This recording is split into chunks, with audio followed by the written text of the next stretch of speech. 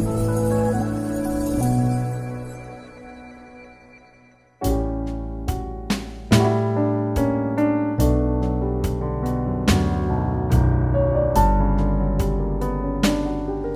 good afternoon, everybody. Thanks, everybody, for being here. My name is Jay Byers. I'm CEO of the Greater Des Moines Partnership, and I also want to thank all of our sponsors for making this happen. First and foremost, the Department of Cultural Affairs for hosting not only this event, but the series, so thank you very much for that. Capital Crossroads, I'm one of the tri-chairs of that. Christy Nowis, one of our other tri-chairs, is here today with the Community Foundation. Thank you. United Way is a big part of that as well, and Des Moines Area MPO, thank you for your sponsorship today. And then also Polk County and the Science Center of Iowa. Let's give all of our sponsors a big round of applause.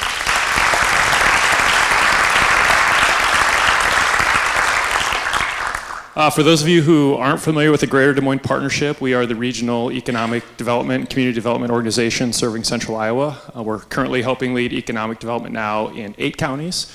And we have 23 affiliate chamber of commerces throughout the region with more than 6,000 members. Collectively, we make up the 4th largest regional chamber in the country, something we're very proud of. Wow. Especially here on a beautiful Chamber of Commerce sunny day. So you're welcome for the weather today.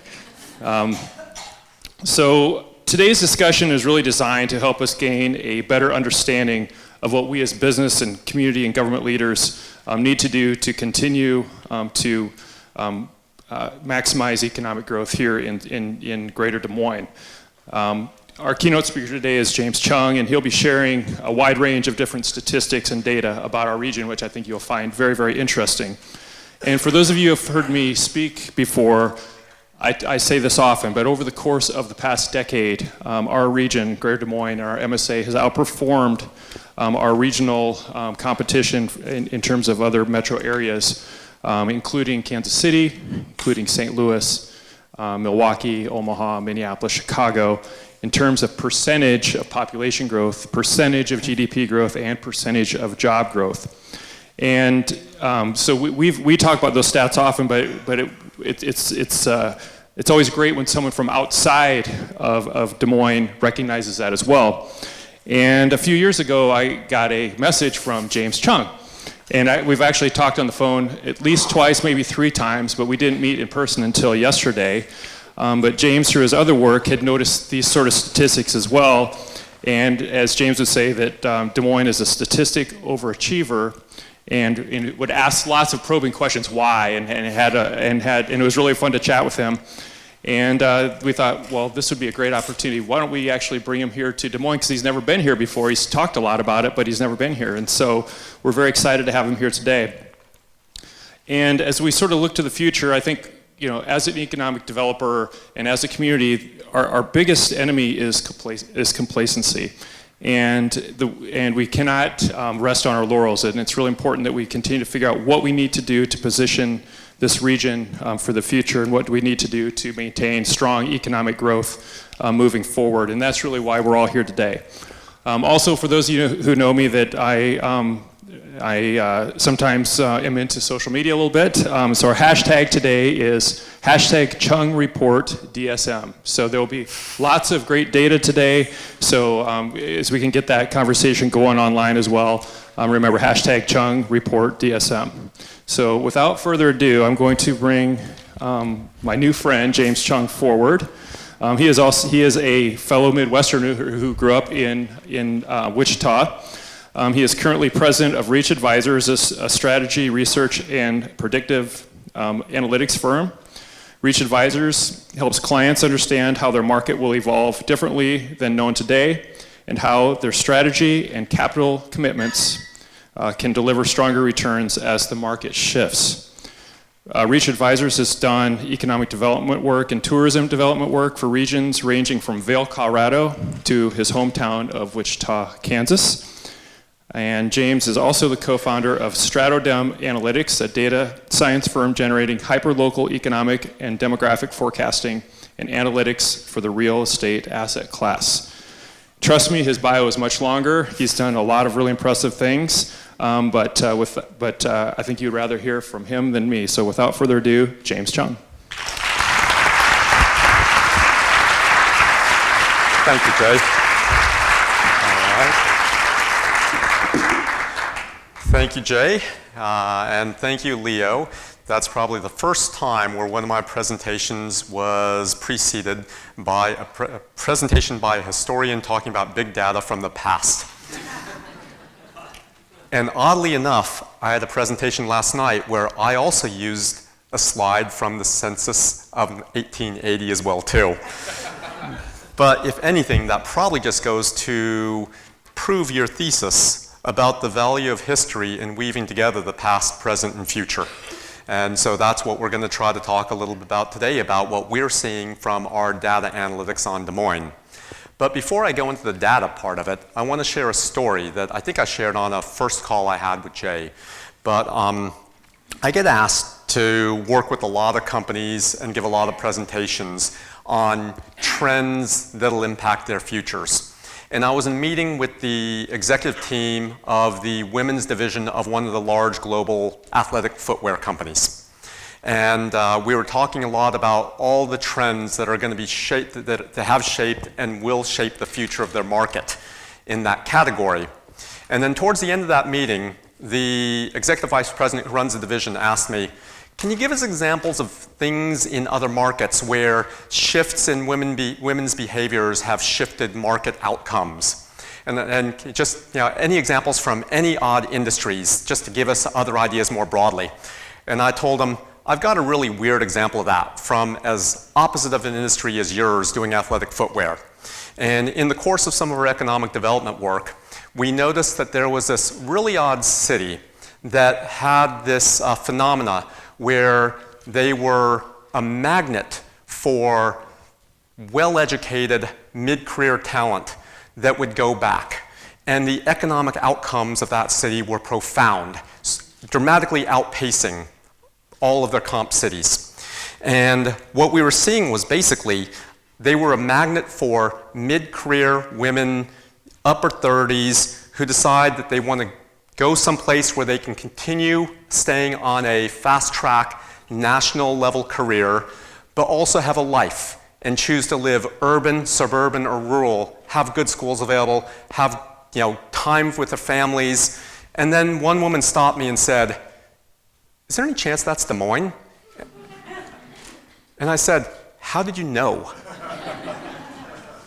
And she said, it's because almost all of my closest friends from high school have all scattered all across the country, and about half of them moved back, and the rest of us are all talking amongst each other whether we should move back.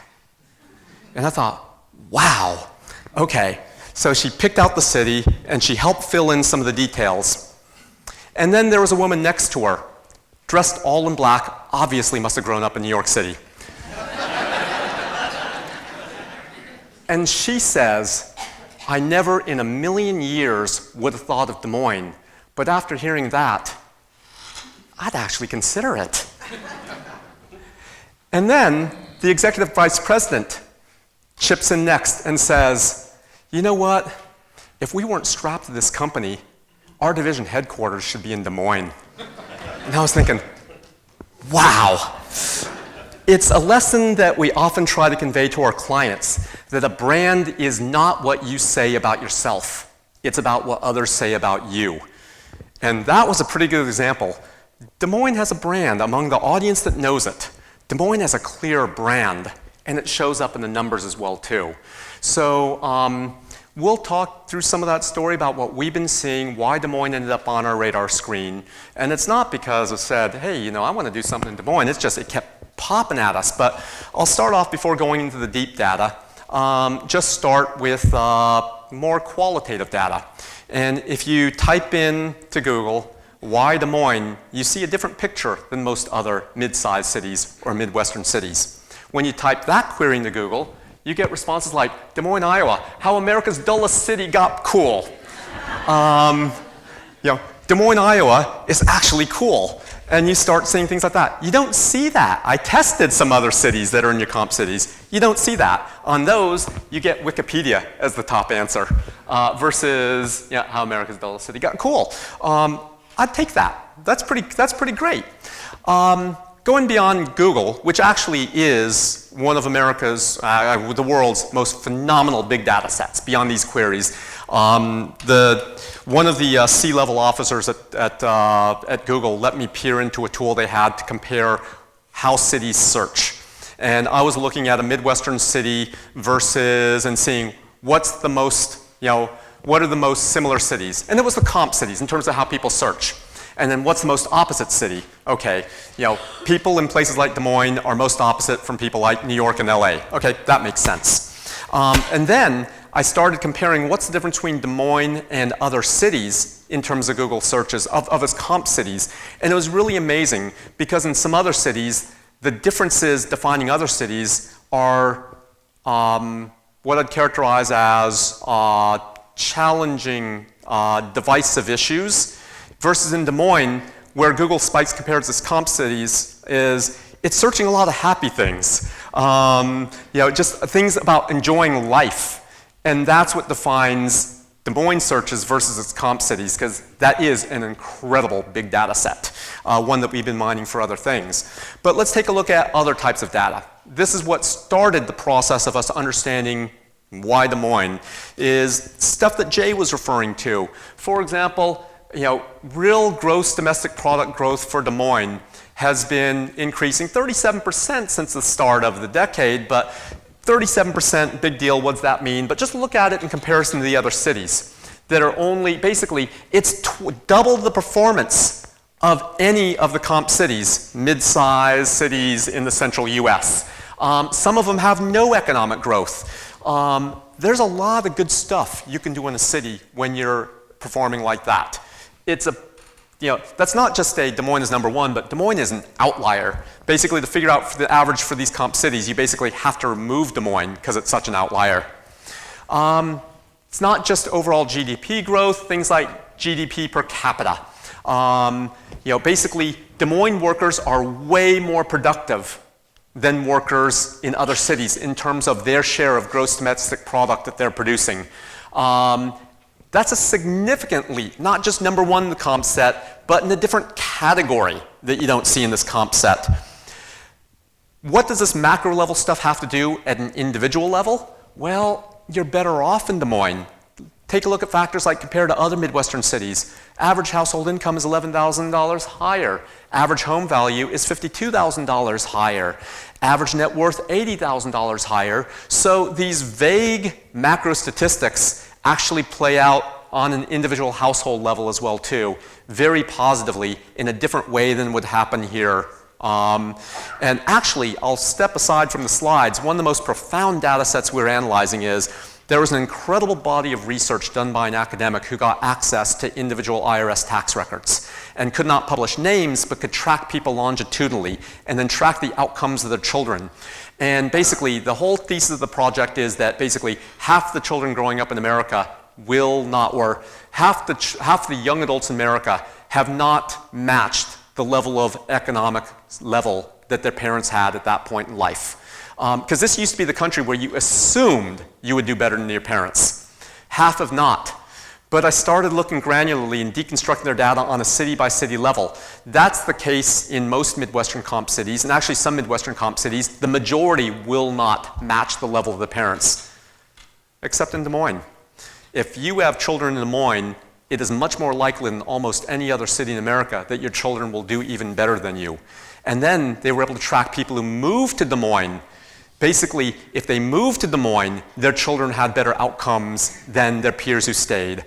Or if you move out of Des Moines, the children actually have lower economic outcomes because it's just that powerful there. I would say that's one of the most amazing data analyses we came across, is like the power of what it does for children and family. And I now see why it's such a magnet for those Iowans who've dispersed across the country to come back from just the anecdotal story we had starting this presentation. And others are noticing, this city is littered with number one, number two, number three rankings showing up in the media. And then also, when my analyst was working on preparing this stuff for another city, she just happened to get this message in her Facebook feed from someone posting, "Excited to be at National Governors Association annual summer meeting. Des Moines is lovely. Who knew?" And this just happened happened to pop up on her Facebook feed the moment she was doing all this analysis. We also do other types of analysis too. So we went through hundreds of these kinds of analyses, and Des Moines was almost always #1 in its comp category among comp cities, comparable population, comparable geography, typically top 10% of the country. Phenomenal. But then there's another level of, and that was on hundreds of different types of pieces of analysis. Then there was also other stuff we did. We also did basically micro-polling in comp cities about attitudes. And we were seeing in Des Moines, people do think different. So we asked the question of, if you could have your choice, would you stay in your city or would you leave? And basically what we had, I'd absolutely stay where I am, Des Moines #1. I'd love to leave or leaving now, Des Moines absolute lowest. Never mind that it's 44%. Jay's there thinking, okay, 44%, where's about that other 56%? We don't worry about the numbers, we just use it for relative sense, so think of it as we're #1. But it's clear, compared to the cities most like you, people feel a little bit differently about Des Moines. So individuals are also voting in different ways. Asking about the optimism of the future of their city, again, Des Moines #1, compared to your closest comp cities.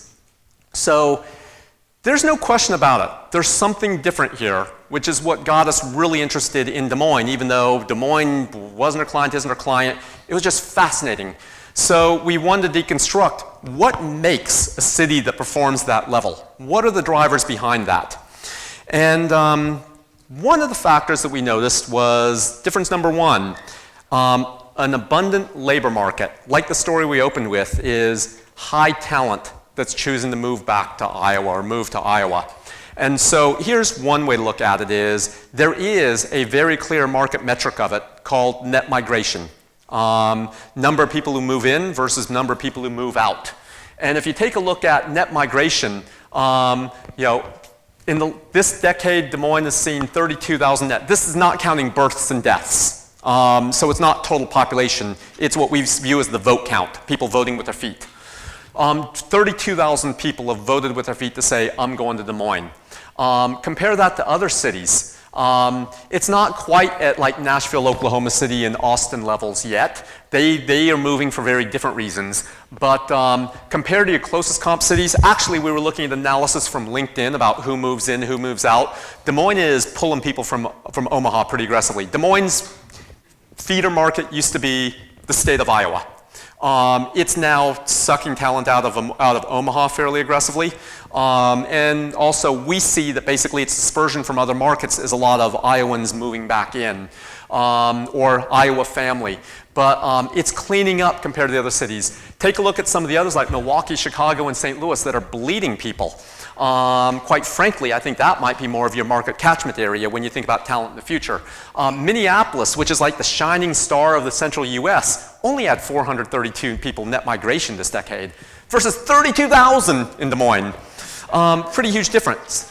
And what does this mean on a macro level as we think about like these moves is that positive domestic net migration has a real dollar impact. So let's compare to another comp city. Just for the 2015 to 2016, because based on when we last ran the data. Net gain 2,000 households versus another city that lost 778 households. So the aggregate income that came into Des Moines was $110 million. The lost income at an almost identical city was $67 million. So in other words, there's $170 million more of income coursing through this city than there is in a city that in many ways demographically is identical, geographically is identical to Des Moines.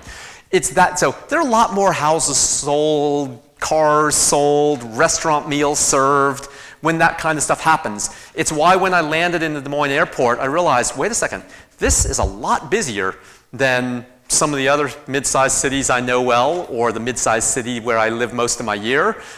This is a lot busier. And then I go through downtown and realize, hey, wait a second, the downtown is a lot more active. There's a reason why Des Moines has things going on that other cities this size don't.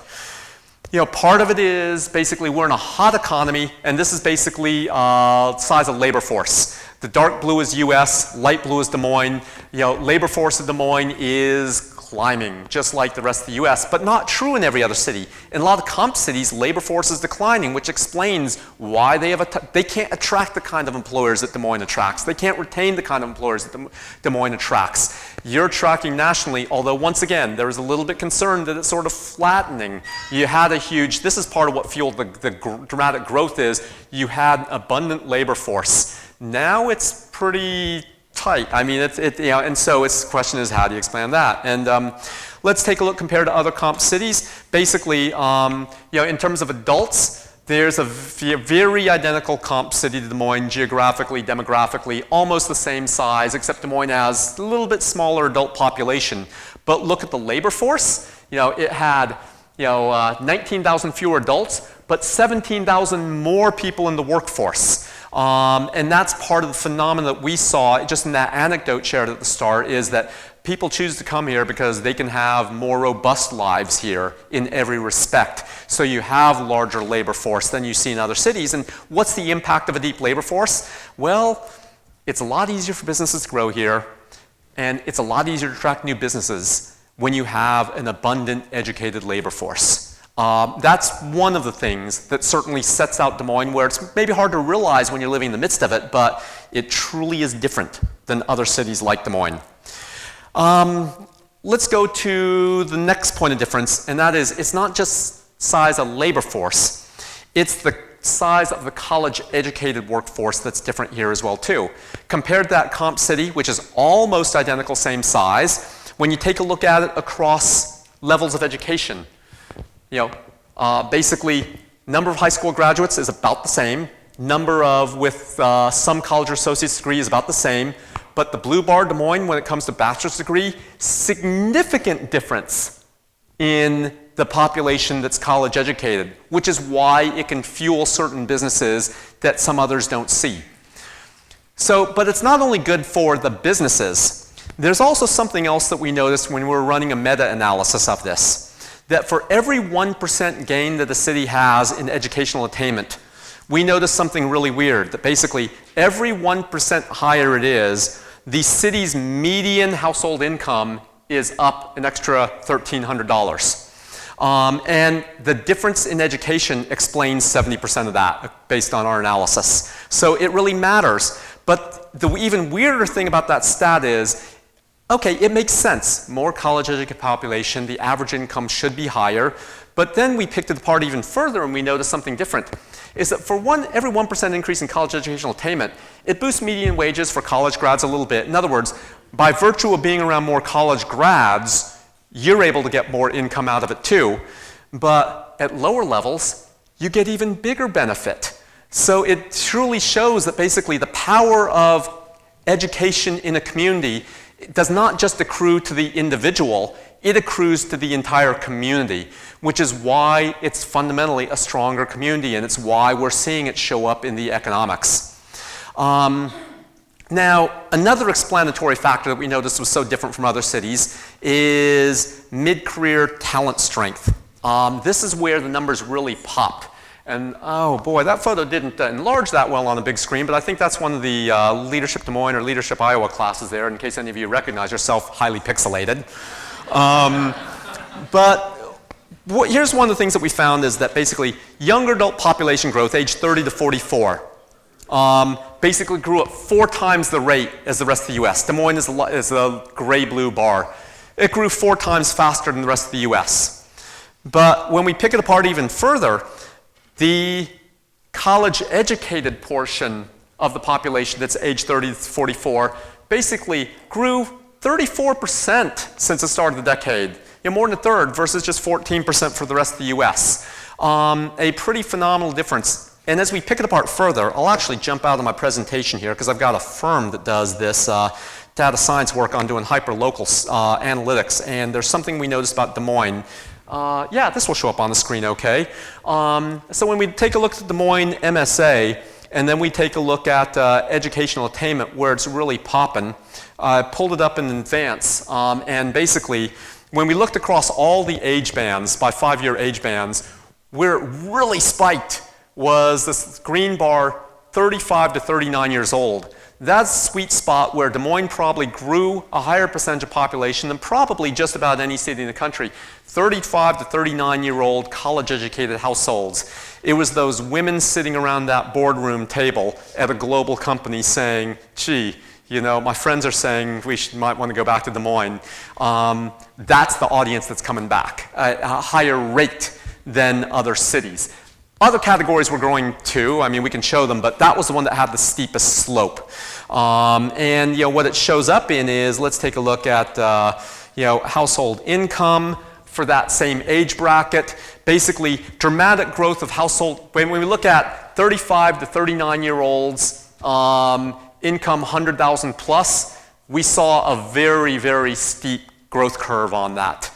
That typically doesn't happen in other cities. So that's just an example of going even more as we dig deeper and deeper into this, what we see happening, the phenomenon we see happening here that's a little bit different than what we see in other cities. And those are just printouts in case that didn't work out online. There's a fourth huge difference that defines part of what makes Des Moines so different, and that is outsized community investment that hardly exists in cities of this size. There are, if we take a look at the non-coastal US mid-sized cities, there are only 3 others that are investing as heavily in Des Moines, and actually Des Moines is the smallest of those. They're investing heavily in their own cities. God, you wish they'd invest in Des Moines as well too. But there are only 3 other cities that are making huge outsized commitments, investments in their city, and Des Moines is the smallest of them. But let's take a look at measures of civic investment. Compared to comparable cities, same size as Des Moines, when you take a look at things like downtown civic development, there's 5 times more investment of that happening than in cities of the same population. If you take a look at downtown Des Moines hotels and development, there's 10 times more investment of that than is happening in cities of its same size. When you look at downtown residential development, 5 times more of that happening than in cities of Des Moines size. Downtown commercial development, 5 times more than is happening in other cities of that size. You know, mega project investments, 5 times more than cities of the same size. You gotta love that ratio. Same population, 5 times more investment. It's no wonder things are different here. It's a city that believes in itself. It's a city that's investing in itself, investing in the future, and it's showing up economically. It's what explains that difference, a big piece of what's explained that difference of Des Moines' overperformance. Then we took a look at measures of philanthropic investment. Of course, there's no perfect measure of that, but just one proxy measure of that is community foundation size. Compared to cities like Wichita, Cedar Rapids, Grand Rapids, which is actually about twice as large as Des Moines, you know, Des Moines is about 60% the size as Grand Rapids, but it's about 60% larger that's been invested in the community foundation. So it's just another proxy that, you know, it's a more giving city than a lot of others. And actually Grand Rapids has a pretty phenomenal reputation for its giving, but Des Moines tops it. But don't get too complacent yet, because there is a comp city that is higher, but you know, they do have the benefit that the leading player there does not necessarily invest in Omaha, but there were a bunch of his buddies that invested early money in his vehicle who share their money back in Omaha. So they have a little bit of an exogenous factor that helps out on that. But still, yeah, not to take it away from Des Moines, it just in every measure we're looking at is stronger than what you would expect, or stronger than what we see in other comparable cities. But there are 3 challenges that we see that for cities that don't pay heed to them, we would be worried, because these are powerful forces that basically you can't overcome with status quo action. But you can address them if you know about them. We're going to just put them on the table right now for the city and the region to think about. Basically, 3 fundamental challenges, significant shifts that we see that are entering this next decade. And by the way, the title of my presentation last night was about digital and the digital and algorithmic reality of the 2020s asterisk. Asterisk said the 2020s are only 15 months away. But this is what you're going to be seeing across all cities like Des Moines and all of America. And the question is how Des Moines responds and reacts to them proactively. Challenge number 1, the young adult population that has fueled Des Moines is the growth is slowing. So take a look nationally, population age 30 to 34. Basically, we have a couple more years left of increasing growth rate. Back half the decade, that growth rate drops by a half. So what's going to happen is that basically, unless AI puts all of them out of jobs, and they're still in demand, which I certainly hope so, there's going to be a dramatic war for talent at that level, because we're not going to see the same kind of growth that we had before. So increasingly, if that is the fuel for the market, you're going to be in an increasing battle with the top markets for a smaller pool of mid-career talent. So you're basically going to decide, are you going to end up just accepting that there's a smaller pool and accepting a smaller share? Or are you going to say, we're going to go head on with Nashville and Austin for that talent? So that's one of the things to ponder. Challenge number 2. Des Moines is what we would call a high beta economy. I've got that data science firm that does like this extreme local analysis, and one of the things we can do is we're the only firm that's figured out how to deploy financial portfolio modeling theory to calculate alphas and betas like they do for the equities market. And to explain it, alpha is basically the level of risk-adjusted and cyclically adjusted overperformance. In other words, compared to the circumstances that you are in on a macro national level, are you doing better than the rest of the economy or worse than the rest of the economy? And the average is 0 alpha. And then beta is the level of cyclicality. Are you more cyclical or less cyclical than the US economy? What defines the Des Moines economy is its high beta. And let me show you sort of the extreme of that. Let's pop back to some of the online tools and go up here. Let's go to market overview, where we can see basically what we calculate is the beta of Des Moines is 1.12, which means it's 12% more cyclical than the rest of the US economy. So this is the hard thing we have to explain for clients who think that they're overperforming because they're really, really smart. Because some of it is a function of this. Some of their success is viewed when you chart it against, basically, Des Moines again is the blue-gray line versus purple is the US. Des Moines has outperformed the US since 2000, which is great. But when you think about it in terms of the context of the economic cycles of the US, here's what we see is that basically we had an economic slowdown here. Des Moines pulled out of that at a faster rate than the US. So that's part of what explains it. And then there was a downturn. You notice, downturn in the US, but it was a much steeper decline in Des Moines. Fortunately, it pulled itself up so strong where even the decline, it stayed above the US, but the gap closed. It has a steeper decline. And now we're seeing dramatic outpacing the rest of the US. So one, it's a high beta economy. It's riding the recovery better. But it's not just luck and timing also, and maybe a little luck and timing, but also in part because Des Moines, as we're reading the history of the investment in Des Moines had invested in itself through the cycles, so it had a stronger base of investment to take advantage of the economic recovery. Had Des Moines not made those kinds of investments, it would probably not have been able to ride the high beta and drive that kind of return. So it's basically, some of it's timing, some of it's luck, but some of it is because of the sustained investment through the cycles that allowed it to climb faster than the rest of the US. But what we can't do in my data science shop is we can't predict what month the next downturn is going to be or level of severity. But we can predict how local markets are going to respond to that. But as a high beta economy, the flip side of that is it will regress towards the mean again. It just will. And so there are a couple things that we encourage clients. A lot of our clients are high beta. We do a lot of stuff in very large scale real estate development. They're high beta too. And so we spend a lot of time with our clients thinking about issues like, well, how do you recession-proof your economy so you don't take as deep of a hit before? And then there's a flip side to that as well too, and that is going back to this. Now let's talk about the alpha, because this is maybe the hardest thing that probably the city does not necessarily want to hear.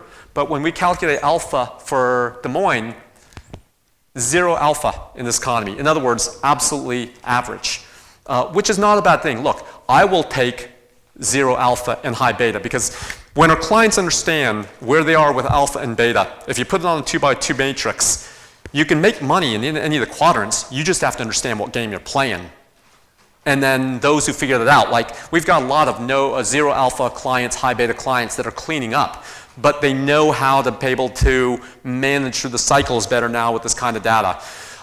So it's not because it's just inherent Des Moines exceptionalism. It's like the rest of the country when it comes to alpha. And so it's thinking about, well, so as we talked about in this kind of situation, how do you recession-proof the economy? Also thinking about, well, how do you inject a higher level of alpha in the economy? Like, part of what describes the, like examples of high alpha communities, Austin and Nashville are super high alpha communities. They're also high beta, but like that's part of why Nashville and Austin have dramatically outperformed the rest of the US. And the difference is higher alpha quotient. So challenge number 3 is the disruptive innovation on the horizon, or is disruption innovation going to be at the cost of Des Moines, or is it an opportunity to inject more alpha in the economy? And so some of the questions that Des Moines has to start asking itself is Des Moines going to be really proud of what the city has done and rely on what's worked in the past? Or is Des Moines willing to say, we're going to reinvent as the economy evolves? We're not going to rely on our playbook of the past. We want to build on it, but we're not going to be captive to that. And part of the reason this is an issue is there's a concept called location quotient about density of employment in communities. Des Moines, as you well know, has a very, very high location quotient in the fire insurance real estate industry, the fire industries, financial insurance real estate. 1/3 of the GDP of Des Moines is concentrated in that sector. That's a huge, heavy concentration. And most of those companies are dramatically reinventing it themselves. Like finance, like Goldman Sachs is now 1/3 computer programmers. They say every computer programmer they add eliminates 4 jobs of analysts and traders. And so, and even further, every one computer they add who's fresh out of college is eliminating 4 jobs of people deep into the 6 figures. So that industry is reinventing itself. Real estate is a little bit slower. My data science firm is there, and they're slower to take. But this is the bread and butter of this city. And so you have to ask the question: what happens when advancements in things like artificial intelligence, machine learning, ends up replacing jobs like accountants, actuaries, agents, claims adjusters, customer service reps, examiners, investigators, loss control specialists, marketing managers, salespeople, underwriters? You do have to start asking about that question because that day is coming. I've got a data science firm that's replaced 40% of my former work and some of my former team. That day is coming. And it's, my business partner over there is a 25-year-old kid. And he's replaced a lot of my work and a lot of my job, a lot of my work of the past. And I'm just glad that they're totally eating my firm's work, but I'm just glad I'm part of their business instead of getting run over by it. But that's the reality we're dealing with. And so as we think about the digital and algorithmic reality, I'll bring it home with a couple of examples from industries that are fairly known in Des Moines. About 10 years ago, Progressive introduced this device, Snapshot, where they got people to plug it into their cars to be able to say, depending on how you drive, we might be able to reduce your car insurance rates. Around that time, that company decided we're going to be a digital company in a non-digital industry, and their stock performance has been outpacing others through most their publicly traded peers through most cycles, and it's forced everyone else in the industry to follow with that kind of product. They have reshaped it, and so all the incumbents are in. But then recently, there's a new player in that category where you used to have to get someone to plug it into their car, and God knows I was not going to do that. But there's another company that just came on the market. They've got a new source of data. Basically, they know drivers carry this. They don't need to get someone to plug stuff into their car. This company is basically, it's founded by a guy who started at Nationwide Insurance in a training program after college, and he stayed there for 3 years. So he's really junior. Then he launched this company and has built it for the last 3 years. Their latest funding round last month just valued it as $1 billion company. So he's 6 years out of school. Does anybody know where he was 7 years ago? Alex was at Drake 7 years ago. Okay, great, applause, but you let him escape. This is an example of where there's massive new value creation because venture capitalists are betting they're going to eat the lunch of some of the traditional firms. And quite frankly, they are already making pretty good headway on that. There's a lot of talent here. Some of it escapes. Some of it's coming back, but maybe not all of it that you want here. It's part of how to think about there's disruptive innovation that'll change the nature of the industries that exist here. And the question is, do you want some of that alpha here? Here's another example of digital transformation from an industry known here. And that is that in the life insurance underwriting category, there are variables that are very predictive of mortality rates. And when you rank the variables, number one is obviously age. Insurance costs more the older you are. Gender's number two. Women live longer than men. And then there are a bunch of health factors. Now, this is well known in the insurance industry that have been using, actuaries have been running these numbers, and there's very good data on this. But notice there's a little bit of gap up there. And the reason why there's a gap up there is that we widened something out, is that there was a factor that was even more predictive for mortality than anything else other than age. But no one knew it until a new data source came along. Basically, 11 years, Steve Jobs announced this. 10 years ago, Google announced Android. You got things like this now. And so all of a sudden, we have new data to realize the number of steps you take each day is more predictive than any other health factors on mortality rate. And so John Hancock released the Vitality product, where basically, if you're going to get underwritten by John Hancock, you have to wear a fitness tracker at this point. So they can manage their risk a lot more effectively. This is the world that we're entering. And also, this is the business of Des Moines. And the question is Des Moines going to be leading this, or is Des Moines going to be the incumbent that has the lunch eaten? So at this point, I'm going to close it by just saying it's up to you to choose your own future here. Going back to big data from history and looking at census data, in 1910, the U.S. Census counted professions like blacksmithing. Between 1910 and 1930, the number of blacksmiths in America reduced by 50% because of that.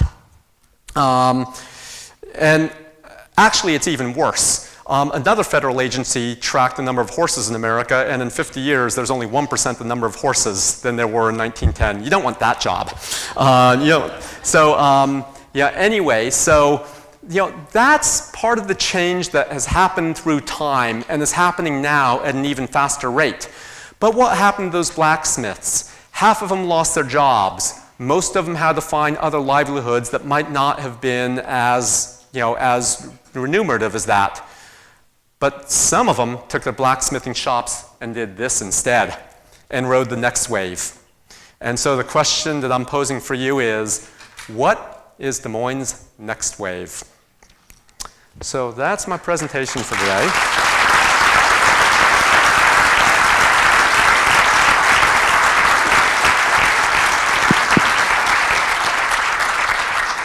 Thank you, everyone, for coming out for the Tomorrow Plan Speaker Series. We really appreciate you being here. James is going to make himself available for the next half hour, and Chris Kineski will be moderating that discussion. But if you do need to leave at this time, you are welcome to do so. One more thanks for James and our sponsors.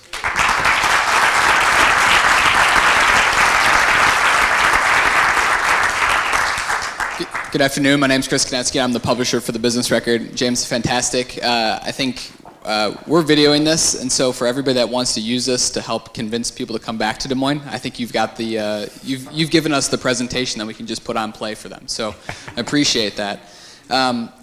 What I would love to do is we're going to ask. I would love for questions from the audience. We've got two runners, Nikki and Gunnar. And because STEPS is so predictive of health, I'm going to choose people at the top, then the bottom, just so they run up and down a few times. So, who has the first question for Mr. Chung? Need a brave soul. I do. Oh, perfect. All the way up at the top? Or, well, we're going to start down here, and then we'll run up to you, okay? Yep, right down here. Perfect. Just to be clear before we start the questions, the first half of the presentation where you showed a bunch of numbers, those numbers are for the Des Moines metro area and not Des Moines. Correct. All right, so I was being truthful all the way at the top. Gunnar's coming. Oh, Nikki's running. She knows. Thank you for the lecture. You said that there were 3 other cities that are investing in the community as aggressively as Des Moines. Can you tell us what those are?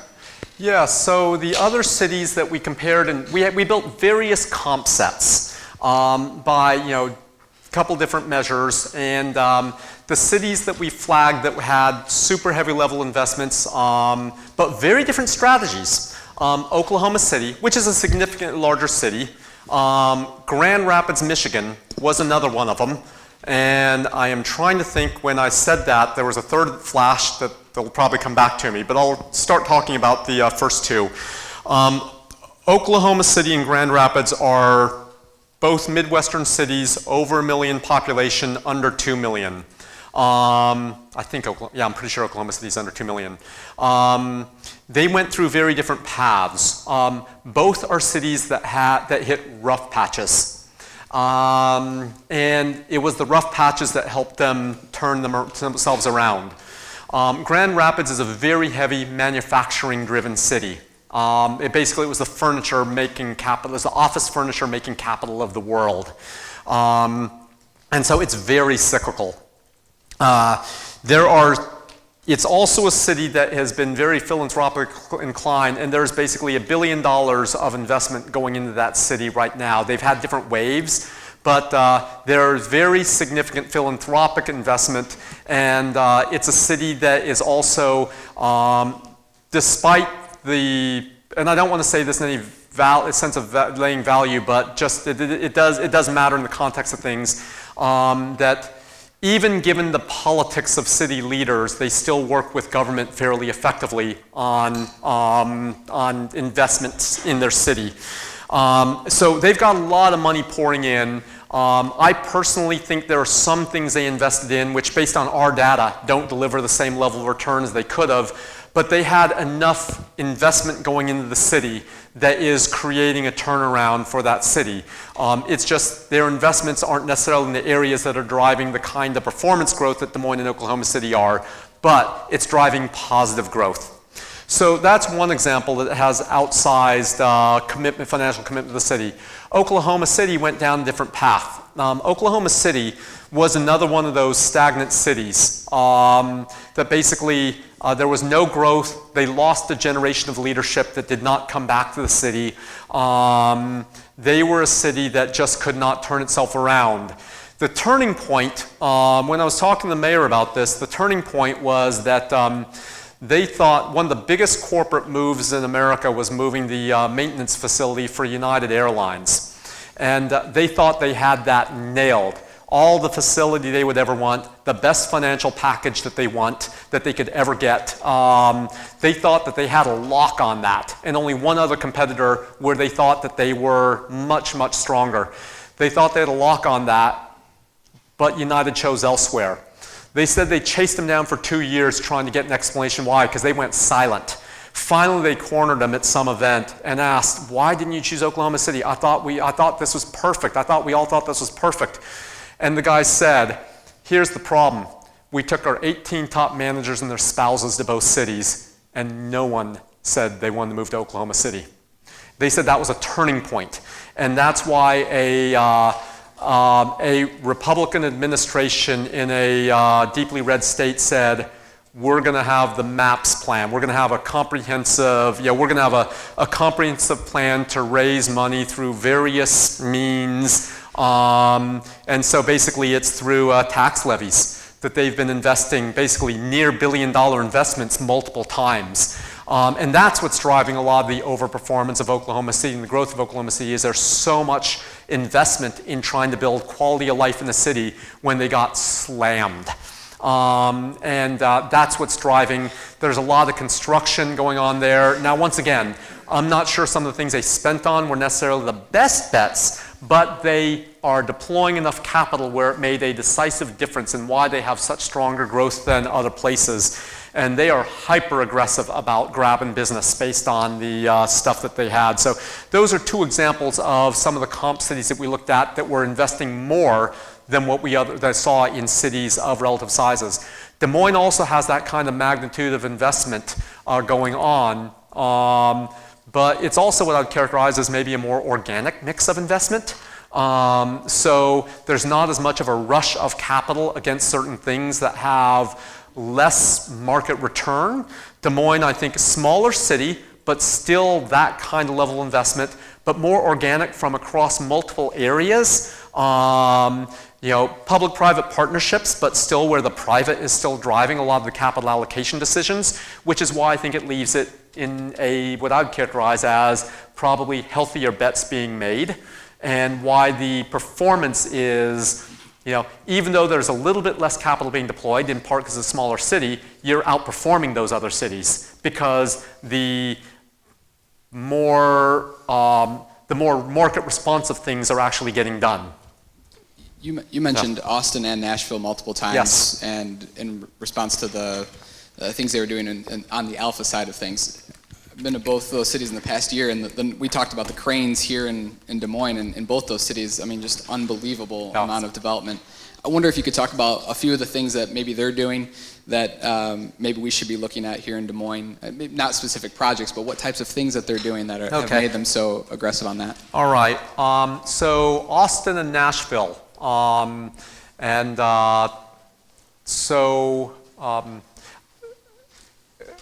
this is something, because a lot of our real estate clients look at Austin, Nashville extensively, so we're slicing and dicing those markets like mad. Austin has one huge advantage, and that is UT Austin.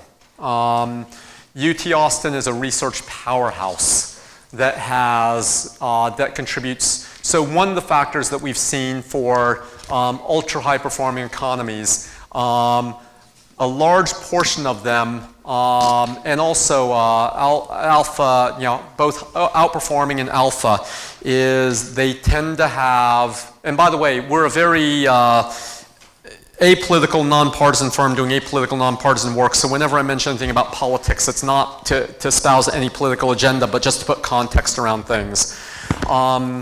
There is a high correlation between large research universities and alpha that did not exist 10, 20 years ago as the economy has gotten more science and technology driven. They've had increased input, and that's why UT Austin is in part what's driving that growth. There's another correlating factor also, that is presence of of government is also one of the correlating factors with. So, for example, the fastest growth cities are the cities that are both state capitals and large research universities. Those are combinations that have been like incredible formulas that not by any choice they made, but by the happenstance of the dominant pieces of their local economy. So Austin has both of those, which gives it, so it's in the same league as some other cities that are scaling well. Austin also has the advantage of, for a large portion of the Texas population, it is the most attractive of the cities. There are different people who go to, what we've learned through analysis is there are very different profiles of people who are attracted to San Antonio or Dallas or Houston. And Austin, very different type of people, but very different than those in the cluster of the other three cities. psychographically, other things like that. So Austin actually has the advantage of being one of the 4 major magnet cities, but lining up with the desires of about half of the highest productive population. So they have that going for them as well too. So they've got a lot of weird factors, but Texas is weird, so they're an outlier. Nashville has done a very good job at basically branding Nashville cool. It is a magnet for the young 20s coming into Nashville. It's one of the nation's biggest magnets for that. We look at our numbers, Des Moines ain't that. But that's okay. Where Des Moines is the magnet is that 35, basically 30 to 44, and then in particular 35 to 39 when we isolate it hypergranularly. So Des Moines may never be the, across the country, you've got a certain brand of cool. You might be going to Nashville, and Des Moines might not even be on your radar screen. But what Des Moines has is this, you're at the top of your career, but you want a life. Here's the place where you can make that happen. The problem is, when we look at the migration numbers for Des Moines, Des Moines has basically been very effective at depopulating a lot of rural Iowa. And then Des Moines has also been effective at basically getting people who grew up in Iowa to come back at their point in life. And now what we see is they're really starting to take it out of, Omaha is the labor market competitor. We're seeing those kinds of things too, but it's still a not totally well-known story yet. That's your catchment market. It's rural Iowa, it's ex-Iowans, and now you're spreading to Omaha, but the story isn't known, except Tom Custer, who just moved from Orange County, where I worked with him on a project. Was it Orange County we worked together? In California, San Diego, yeah. Actually, your wife is from here, isn't she? Yes. So you get, okay. Yeah, so thank you. So you get that, where if they know an element of the story, Des Moines is a bigger magnet than other cities, other people from other places. But Des Moines is still a relatively small state. If you want to start expanding at the Nashville rate, you start to figure out how do you start to tell the story nationally. And again, you probably won't be competing head-to-head with Nashville and their brand of cool. You'll lose that game. But there are other areas where it's very proven that Des Moines has a brand, and a motivating brand that makes people move back. And the question is, how do you leverage the strengths to be able to further accelerate that, especially when that population is not going to grow as fast in the future. So, those are a couple takeaways that I've got from those. More questions? All the way up there, Gunnar? How do you see autonomous driving, soccer, evolving into a market the size of Des Moines? No, it's a good question. Autonomous driving is just yet another one of examples of the digital and algorithmic transformation that's going to reshape economies and reshape cities. There is no question that autonomous driving, okay, so let's step back. In terms of where autonomous driving is today now, well, it sort of sucks because you can't use it in heavy rain and you can't use it in snow. So it probably won't work in Des Moines for a while. You don't need to worry about that. But hey, I've heard the idea that we should try to be the place for people to test that out. Yeah, that's actually a good idea, because I'll tell you, test it out and prove it out here. The day that works in heavy rain and snow in Albany, New York, and Boston is the day I'm turning over my keys. So make it happen. But the part of the challenge is that basically autonomous driving is not a revolution from the auto industry in Detroit. Autonomous driving is a revolution in the digital and algorithmic world. That's what makes autonomous driving work. That's why it took Elon Musk to make more headway than anyone else in Detroit on that. It's why that most autonomous driving is pioneered around. For example, Pittsburgh has become one of the big hubs of autonomous driving research. Pittsburgh, weirdest place on the planet for that to happen, except for Carnegie Mellon University, which explains 100% of why Pittsburgh has become the autonomous driving hub.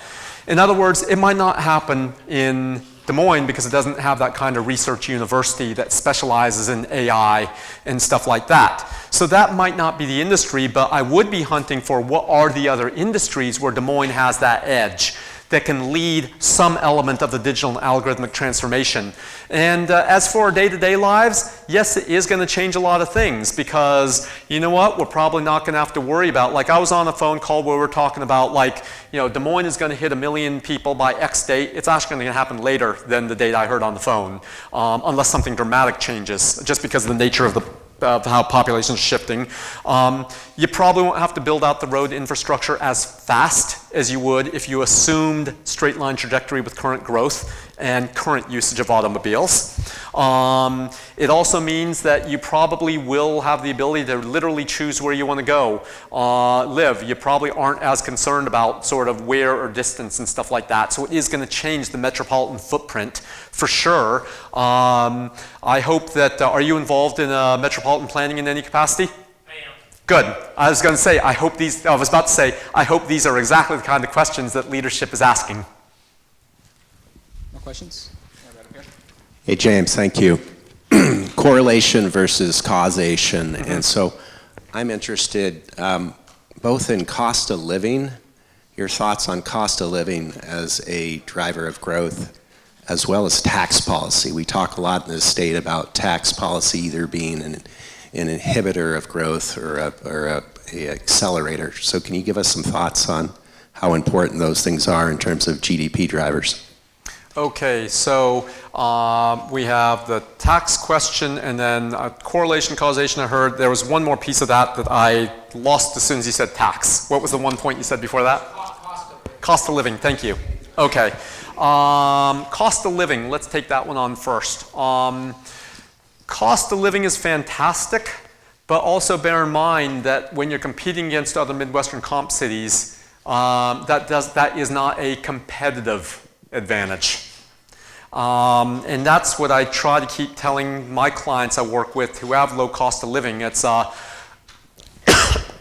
low cost of living is basically a function of a lagging real estate market, which means there's not as much demand for your homes and less net worth generated. It's not necessarily a benefit. And where it is a benefit, it's not necessarily a competitive advantage over your comp cities. So think about more than just cost of living.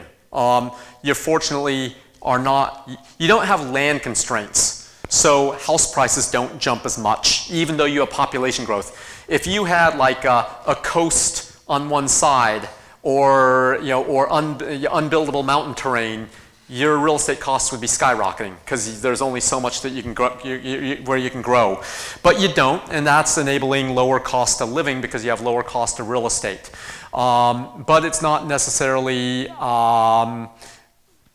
it doesn't help you win against other Midwestern cities. So it's a good thing, but it's what it is. It's not the most important thing.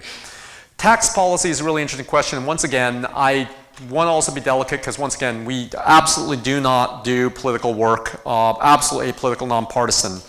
But from what we see in the data analysis, and I know I'm probably going to piss off 100% of the audience in saying this, but we did an analysis because this is a hot issue in one of the cities we work in, hotter than most other cities in America. So we did an analysis. We took a look at analyses of things that indicated that high taxes matter or high taxes don't. And then we ran our own analyses, and here's what we found, is that basically tax policy, and this is where I'm going to end up leaving everyone disappointed, tax policy has in aggregate, or I should say, tax policy at the personal level in aggregate has almost zero correlation with economic growth, and here's why. It's not that it doesn't matter. It matters hugely. But the reason why it ends up with zero correlation is because there's an equal number of regions with high taxes and low performance, like Connecticut, or high taxes and high performance, like a lot of parts of California. Just like there are a lot of regions with low taxes and high performance, and low taxes and low performance. So it ends up zeroing. Once again, so mathematically there's zero correlation, but it's not that it doesn't matter. You just hope that your community pursues smart tax policy and deploys the proceeds of the taxes smart.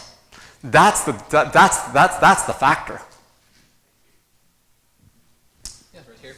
Yeah. Thank you.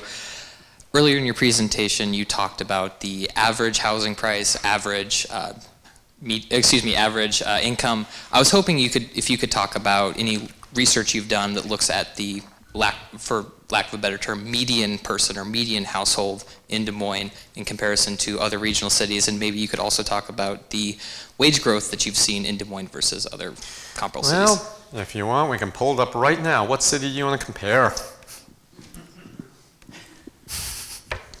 Okay, do you want to compare to U.S.? Do you want to compare to, let's see, Asheville, North Carolina? Is that what you're looking for? Is that what, did I hear that correctly? Okay, click on that. Let's take a look. Oh, hold on a second. It didn't take me. Asheville, North Carolina. Let's click on that. Let's basically run models with new markets. And click OK. And once again, this machine has never compared these before, but we will be able to pull it up and take a look. Run models with new markets. Hold on a second. It's internet stuck right now. Okay. So we just got a new pull up here. And household income. Okay, here's my fears. This is going to take a while. So, yeah, I apologize for that. But taking a look at this. What is this tool? A public tool or is it a? It's actually it's a pretty expensive tool. Yeah. But yeah. So yeah. Let's put it this way: the top real estate investment trusts and private equity funds are the clients. So your contact information is on that last screen. Yeah. Gotcha. So. Yeah, but yeah, no, we could start to isolate. Actually, you know what's going to be sort of fun to look at that I know is going to be quickly available is things like, that'll compare like what cities is Des Moines most like. Well, let's pull that up. We can pull it up basically by any dimension we want, like let's take a look. You said by income.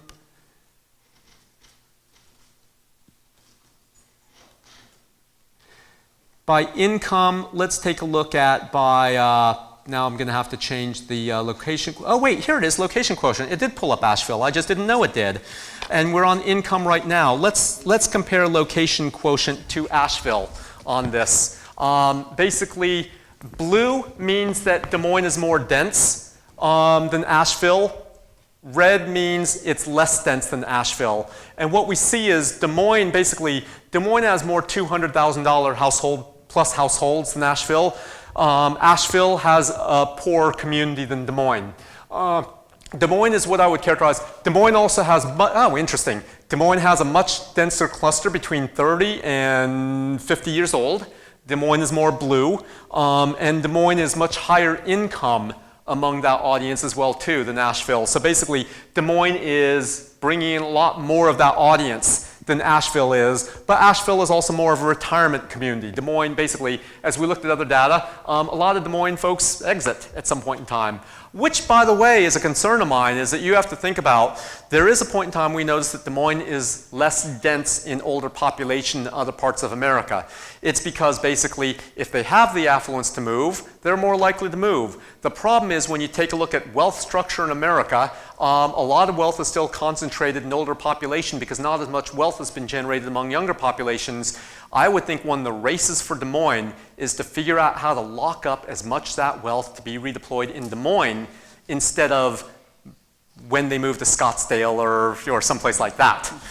So that's one of the lessons to take away from this. But yeah, so their sort of comparison is I would characterize Des Moines as a much healthier working life stage city because it's blue sort of where you want it. It's in the workforce and it's blue at the higher population levels. So there's an example of it, but I'm happy to go through any other examples or pull out any other things that we can do to learn about Des Moines or stick around afterwards too, so we don't have to wait on this too. But yeah, I would characterize that as a healthy mix.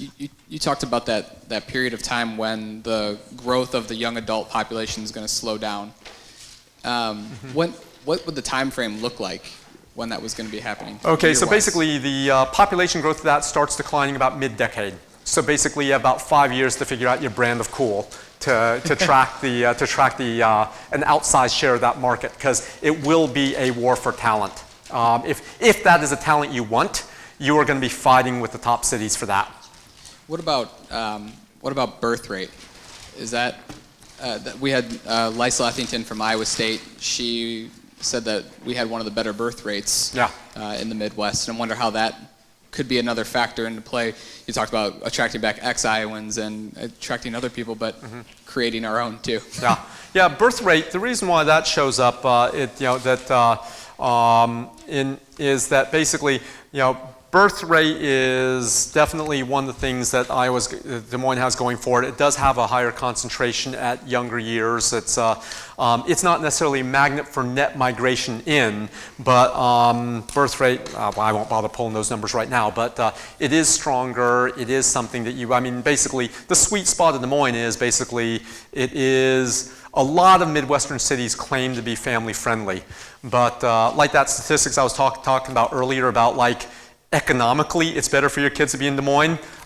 That speaks volumes to me, and just mathematically, and I think that's what people sense and feel, is that it's a tough place to leave. It's a good place to return to. Up in the back there. Hi there. Thank you so much for all this information. So when you're talking to somebody else about Des Moines, you've said Nashville's brand is cool. What do you tell somebody else that Des Moines' brand is? You've talked a lot today about our brand, and we have a lot of information, but if you were to summarize it in a couple words or in a statement, what do you think Des Moines' brand is? Oh God, so this is like back in the days I was back at the ad agency, early in my career. Okay, I'm not going to try to attempt to pull that, but like I said earlier, your brand is not what you say, it's what other people say. And what I would this is not a bumper sticker slogan, but I think what is clear among those who know Des Moines, because this is practically unknown elsewhere, but among those who know Des Moines, it's where you can go and you don't have to make the same kind of compromise as you do in other cities to raise your family, to work the way you want to work, to live where you want to live. Usually there comes a point in life where you start thinking about the trade-offs and what's important to you and what's not. Des Moines, it's not about trade-offs. Got it. Now the partnership's got to get on the billboards for that. You can. So I could add to that, beer, bicycles, and the 25-minute commute, right?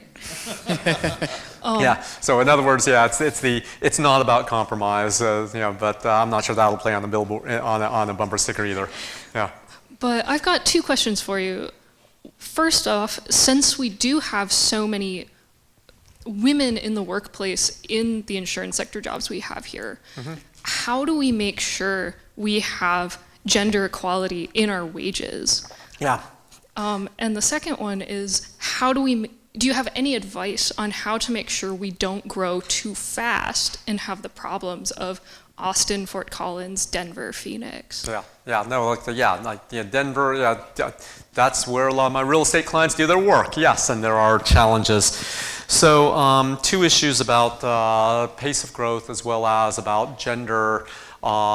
So what I did not say in that slide is the single biggest contributing factor for why Des Moines has, first as a comp city, almost the same population but slightly lower, but significantly greater population of the workforce and educating the workforce, it is women. That is the explaining factor why Des Moines has a stronger workforce and a deeper workforce than cities of this size. If Des Moines did not have that phenomena going on, it would have more normal economic performance instead of outsized economic performance. The question about gender equity and wages and stuff like that, here's how I would argue this. As Des Moines thinks about if Des Moines determines that it wants to grow beyond the current catchment area of the state of Iowa and people who grew up in Des Moines, if Des Moines wants to dramatically expand that catchment area, I would probably argue that one of the best ways to do that is to make as many economic statements as loud and clear about issues like that for a couple reasons. If Des Moines is more bold than other cities, it'll be known for that. And I would argue that it's, okay, so yes, part of me says that, like, once again, trying to take this out of sort of the political realm and using, language that is often viewed in the political sense.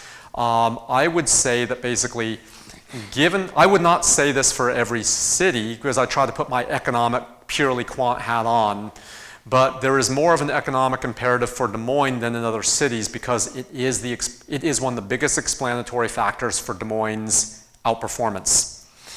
And the bolder and louder Des Moines can be about those issues will only amplify the kinds of returns it's getting from that and separate itself more and more from other cities. So I view it as sort of an economic cycle, economic imperative. It's probably one of the biggest levers Des Moines has to establish a national footprint to attract that kind of talent to Des Moines. But it's not going to happen if you're only on par with other cities, because on par, in terms of, I'm not talking about wage parity, but in terms of the same level of activity that other cities are doing, because then there's no competitive advantage. That's one of the percentage of the educated, the workforce of college educated women is larger here than elsewhere, and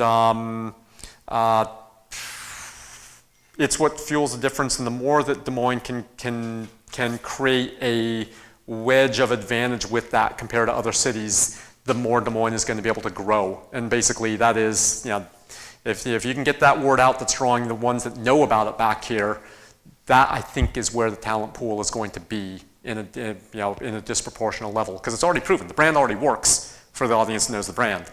As for the growth, controlling growth, here's what I would say about this is there are going to be natural caps to your growth. Des Moines is not going to grow. Des Moines will not grow at the same Des Moines will not be able to sustain the growth rate it had continuously. It's a high beta city.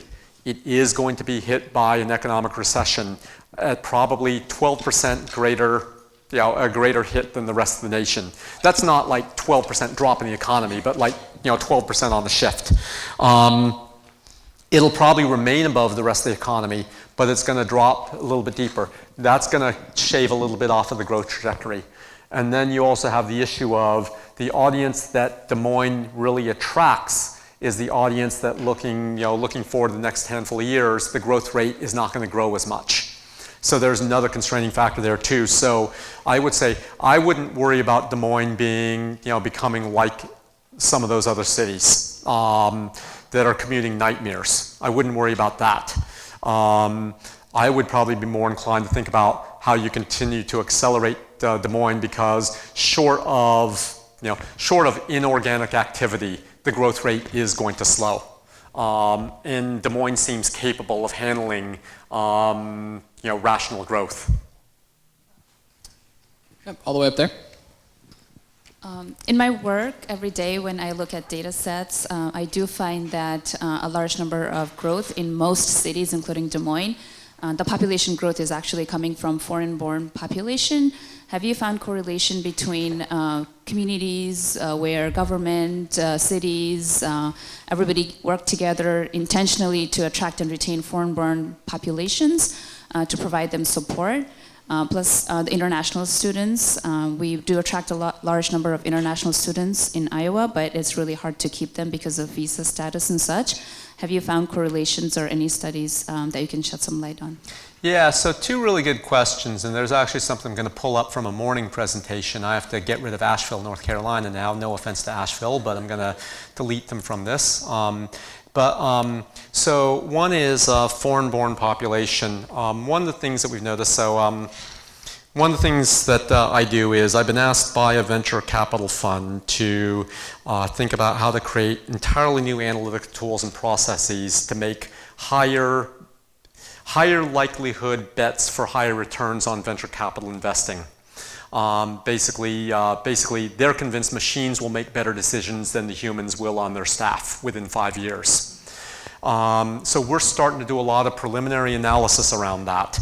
And what we're seeing is that basically one of the, as Des Moines thinks about like what's holding it back and why it hasn't been able to totally get as far along as it would like to do with ventures is one of the students that I work with ran a fascinating analysis on this where he found the single biggest correlating factor that he could find off an amazing data set of ventures on regional performance, what cities over-index with venture formation and venture capital fund ventures. The single biggest correlating factor he found, and it was really good analysis. This wasn't an ordinary student, but it was a phenomenal analysis. The single biggest factor he found was presence of well-educated foreigners. That was the biggest predictive factor for whether a city would be outperforming on ventures or not. His thesis is, one is some of them have access to different capital pools.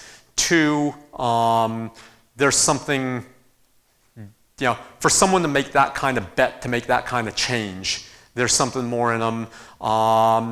I look at it and think, it might be also presence of labor pool because they're more likely to be in the advanced degree disciplines and some of the hardest, rarest skill sets that fuel outsized performance.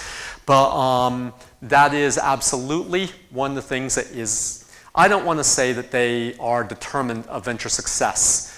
Although in Silicon Valley, more than half the founding teams have someone who's foreign born. But I don't want to say that that is determinant, but it is one of the caps here is that, and this is sort of where I'm going to mention is that we did earlier someone asked a question, very different reasons, but we did a question of, looked at race and ethnicity. Someone had us pull this up for Des Moines. Once again, this is for Des Moines. Red means under indexes versus the rest of the US. Blue means over indexes. So basically there's hardly, basically the location quotient for 85 plus Hispanic, it's basically 0, or Asian, and Asian would be expected because the Immigration Nationality Act in 1965 is when they could come in. So basically there are hardly any Asian Americans in America over the age of 80 years old or 85, like my parents, So basically there's almost no presence at the older ages, but here's the thing I found sort of weird. Des Moines is not only just blue, over-indexes from the rest of the US, but remember the population that's coming into Des Moines, where Des Moines spikes? It's even more blue.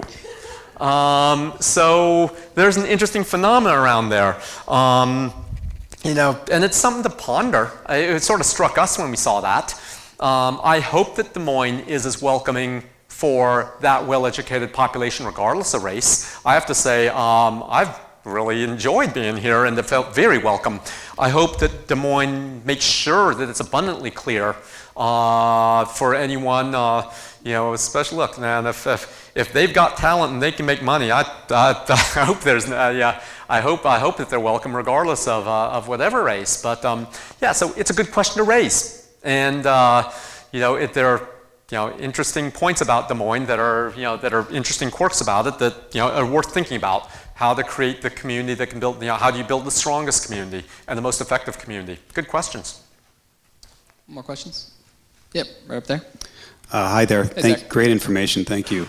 We do our work in rural markets around the country, and I'm wondering if you've seen statistics where if an MSA is growing rapidly and certain rural areas surrounding there that end up seeing a population growth over a 10-year period or anything like that. So make sure I caught this question correctly. It's about high population growth, but the impact on rural population around that. And to be honest, unfortunately, none of, like on the side of this stuff where we're digging this, unfortunately, none of the private equity funds and real estate investment trusts are looking at rural. So I have not run any analysis on that, so I wish I had a better answer for rural.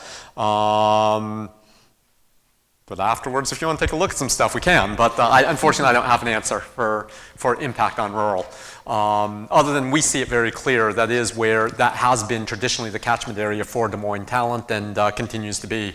But the amount, the the amount of population pool and talent pool out of rural Iowa is diminishing over time because Des Moines has been so effective at it. Des Moines does need to be thinking about broader catchment pools for talent and labor. Chris, we have about 5 minutes left, and there's one more question up here. Great. Okay. Thank you. All the questions have been good and informative and right on track. Does your company follow professional sports? Do you see a decline in communities with NFL, all the controversy on that? Or is soccer going to be a upcoming sport for a city the size of Des Moines? We have a lot of young youth soccer sports that are growing west Des Moines, the suburbs. Good questions, and unfortunately we haven't done this in the sports domain, so I can't answer those questions, but they are fascinating questions. But just as a side note, we found that the talent that we like to hire most are people who typically have come out of sports analytics, because, but yeah, unfortunately we have not looked at sports. Good question. You talked a little bit about how we search for happy things and some of the general positives. I was listening to a podcast by the guys from Freakonomics, and they did a study of Nordic countries and the happiness levels there, and they were trying to explore that a little bit. What do you think leads to some of that?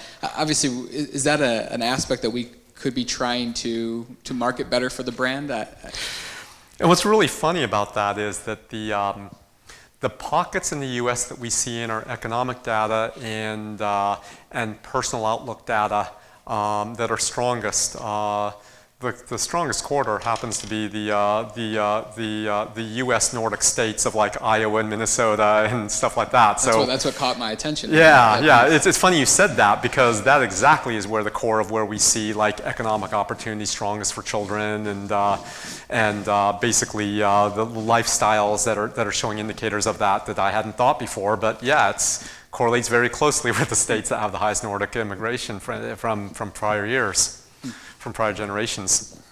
Wow, I want to look into that a little bit deeper. At the core of that, I think, was social trust, which is the factor of how much you trust your neighbor, ultimately. The social capital, I think, is something that we see very high here. Like, basically, some of the things that we're looking at, we just see basically stronger civic confidence and connectedness. I see that here compared to a lot of the other cities where I operate, is that even cities very like Des Moines geographically, demographically, size-wise, there's almost a little bit different language that I see here among the leadership, different type of interaction that I see here. So there might be something that, social capital, whether it's Nordic or not, or is the next economic development thing, go get an IKEA to come here. We got one more question. I appreciate the conversation about venture capital, private dollars, and bringing industry to our city.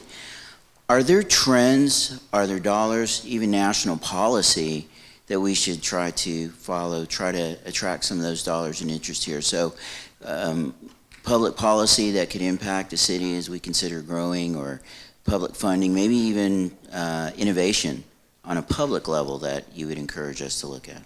Ooh, good question, because this is such a hard one depending on sort of assets and state, so I'm not sure that I'm in a great position to answer it, but there